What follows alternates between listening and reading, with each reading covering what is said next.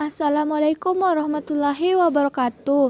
Di topik yang keempat, saya akan menjelaskan materi tentang fungsi-fungsi manajemen. Adapun fungsi-fungsi yang dilaksanakan oleh manajer, di antaranya secara umum terdapat 4 fungsi manajemen, yaitu perencanaan atau planning, pengorganisasian atau organizing, pengarahan atau directing, dan yang terakhir pengendalian atau controlling. Untuk lebih jelasnya, mari kita simak video berikut ini.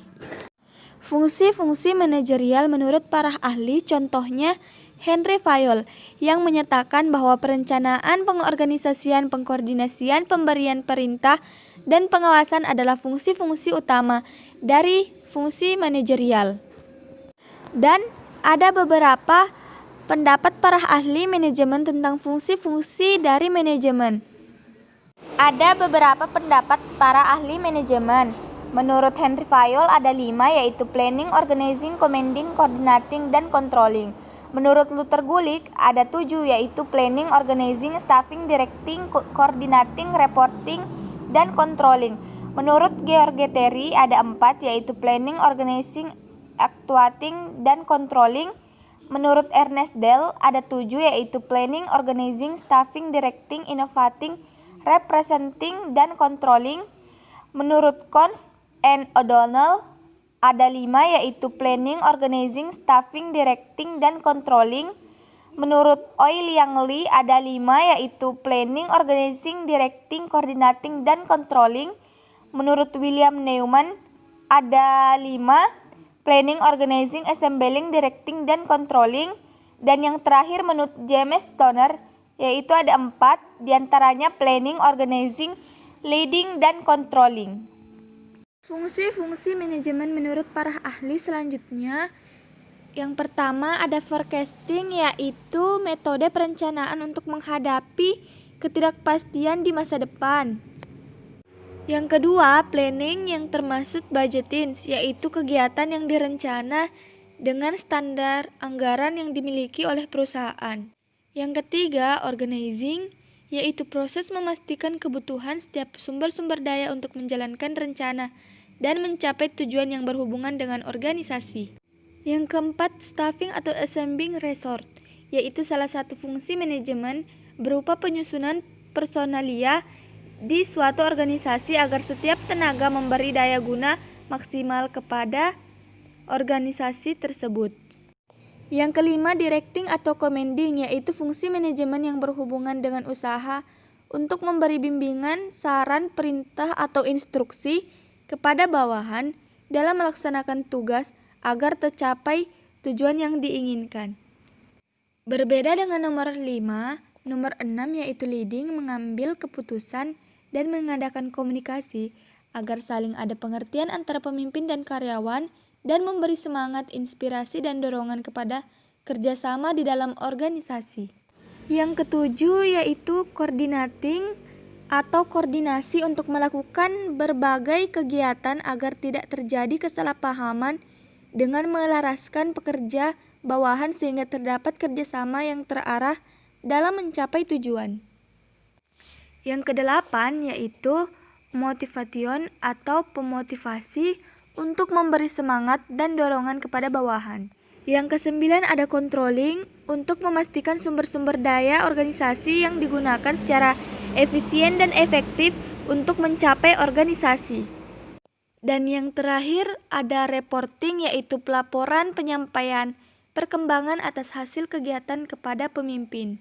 Sehingga fungsi-fungsi manajemen dapat disimpulkan bahwa terdapat beberapa persamaan yang tercermin pada fungsi-fungsi planning, organizing, dan controlling.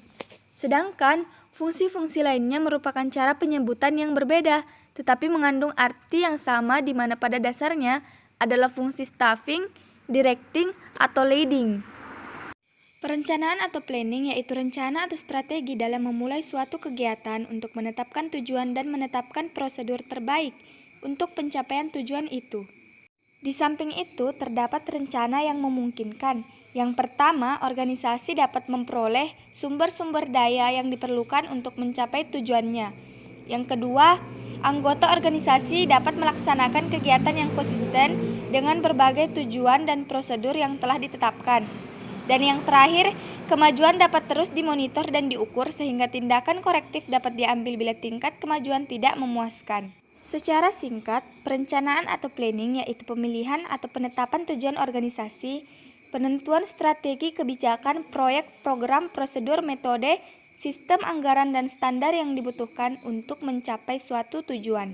Pengorganisasian atau organizing adalah penentuan sumber-sumber daya dan kegiatan yang dibutuhkan untuk mencapai suatu tujuan organisasi dan perancangan dan pengembangan suatu organisasi atau kelompok kerja yang dapat membawa ke arah tujuan tersebut.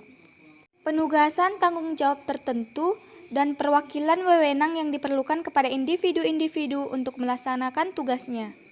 Fungsi ini menciptakan struktur formal di mana pekerjaan ditetapkan dan dikoordinasikan. Dan manajer juga harus mempunyai kemampuan untuk mengembangkan organisasi yang sesuai dengan tujuan rencana dan program yang telah ditetapkan. Penyusunan personalia atau staffing adalah penarikan, latihan, dan pengembangan serta penempatan dan pemberian orientasi karyawan dalam lingkungan kerja yang produktif. Dalam melaksanakan fungsi ini, manajemen menentukan persyaratan mental dan emosional untuk posisi jabatan yang ada melalui analisa jabatan, deskripsi si jabatan, dan spesifikasi jabatan. Fungsi staffing mencakup kegiatan-kegiatan yang diantaranya pembuatan sistem pengkajian, penilaian karyawan untuk promosi atau transfer, penurunan jabatan dan pemecatan, dan latihan dan pengembangan karyawan.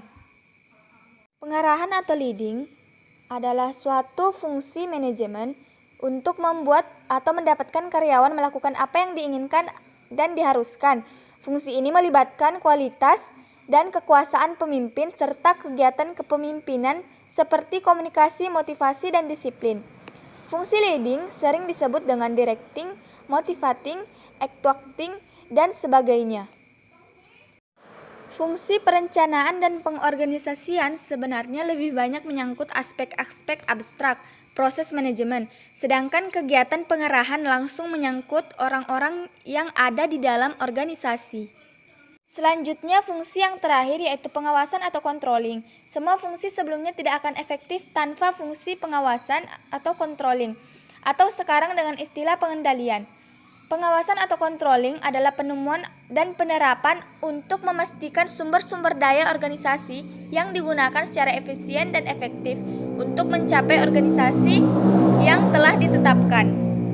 Adapun pengawasan positif dan negatif. Pengawasan positif mencoba untuk mengetahui apakah tujuan organisasi dapat dicapai dengan efisien dan efektif. Sedangkan pengawasan negatif yaitu mencoba untuk menjamin bahwa kegiatan yang tidak diinginkan atau tidak dibutuhkan tidak akan terjadi. Selanjutnya, fungsi-fungsi lain dari seorang manajer. Di antaranya, fungsi manajer ke dalam perusahaan dapat dilihat dari dua sudut, yaitu dari sudut proses yaitu perencanaan, pengorganisasian, penyusunan, pengarahan, dan pengawasan. Dari sudut subjek atau bidang, yaitu keuangan, personalia, pemasaran, pembelian, dan produksi. Adapun fungsi manajer keluar perusahaan ada 3 jenis, yaitu mewakili perusahaan di bidang pengadilan, mengambil kegiatan sebagai warga negara biasa, dan yang terakhir mengadakan hubungan dengan unsur-unsur masyarakat. Dan materi yang terakhir yaitu kegiatan manajer untuk menghadapi masyarakat luar.